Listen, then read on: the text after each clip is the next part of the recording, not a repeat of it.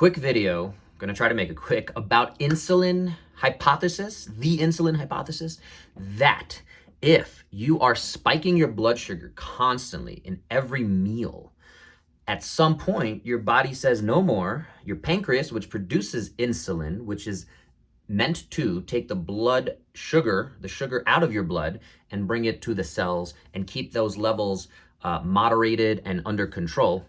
Oversimplification here is if you do that too frequently, you eventually lead to something that we all know as diabetes. So that no longer allows your body to produce insulin. You've abused that system, and then it kind of burns out. It also, the part of that hypothesis is if you keep spiking insulin then affects other hormones in your body that store fat. That's the big hypothesis.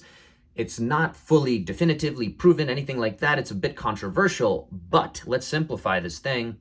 If you are constantly spiking blood sugar, it's going to affect your moods and your energy. So our traditional standard American diet, right? What's breakfast is cereal, milk, orange juice, toast, bagel, cream cheese, that kind of thing. It's all carbs. It's all blood sugar spikes.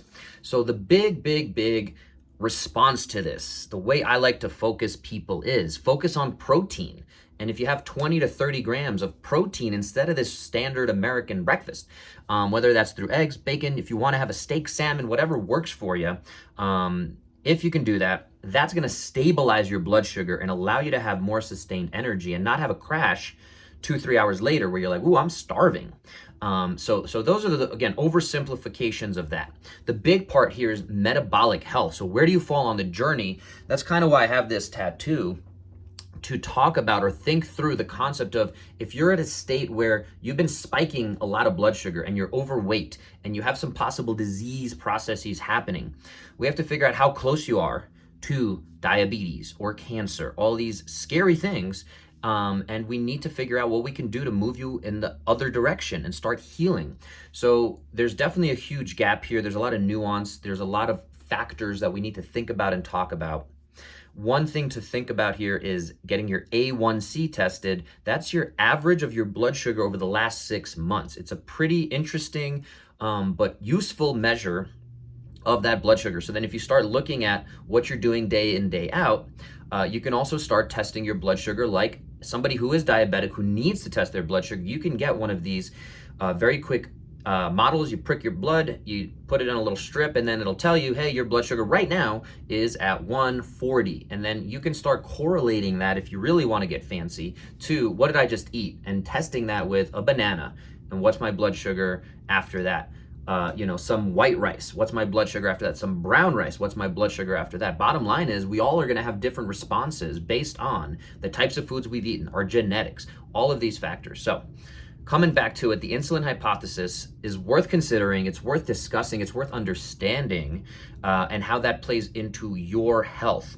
And if you haven't tried, again, this isn't just low carb. This isn't just keto, but at the end of the day, if we shift the focus to protein, in my opinion, that's the easiest fix. That's not to say never have carbs. That's not to say fruit is gonna be a bad thing because it's spiking your blood sugar too much.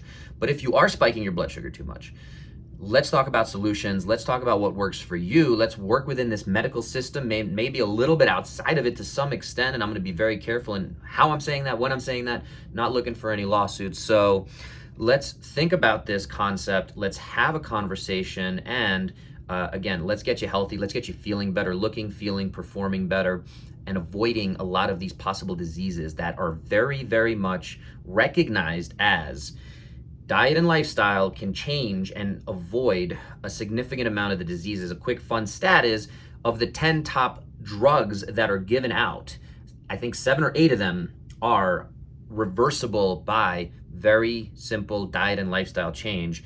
So again, it's complicated, but let's have a conversation. So hopefully this helps get you moving in the right direction. Let's talk, get 1% better, be healthy.